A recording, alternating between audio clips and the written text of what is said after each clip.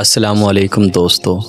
جب مسلمانوں کے دارالخلافہ یعنی مسلم دور حکومت کی راجدھانی بغداد میں ہر دوسرے دن کسی نہ کسی دینی مسئلے پر مناظرے ہونے لگے یعنی کہ ڈیبیٹ ہونے لگی، جلد ہی وہ وقت بھی آ گیا جب ایک ساتھ ایک ہی دن بغداد کے 4 الگ الگ چوراہوں پر الگ الگ مناظرے ہو رہے تھے۔ پہلا مناظرہ اس بات پر تھا کہ ایک وقت میں سوئی کی نوک پر کتنے فرشتے بیٹھ سکتے ہیں۔ دوسرا مناظرہ اس اہم موضوع پر تھا کہ کوا حلال ہے یا حرام۔ تیسرے مناظرے میں یہ تکرار چل رہی تھی کہ مسواک کا شرعی سائز کتنا ہونا چاہیے۔ ایک گروہ کا ماننا تھا کہ ایک بالش سے کم نہیں ہونی چاہیے اور دوسرے گروہ کا یہ ماننا تھا کہ ایک بالش سے چھوٹی مسواک بھی جائز ہے۔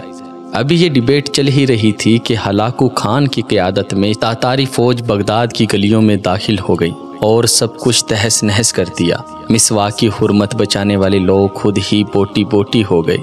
سوئی کی نوک پر فرشتوں کی گنتی کرنے والے لوگوں کی کھوپڑیوں کی میناریں بن گئی جنہیں گننا بھی ممکن نہیں تھا۔ کوے کے گوشت پر بحث کرنے والوں کے مردہ جسموں کو کوے نوچ نوچ کر کھا رہے تھے۔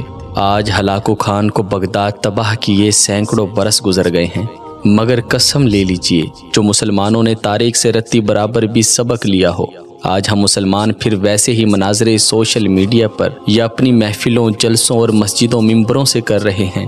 داڑھی کی لمبائی کتنی ہونی چاہیے یا پھر پاجامے کی لمبائی ٹکنوں سے کتنا اوپر کتنا نیچے شرعی اعتبار سے ہونی چاہیے۔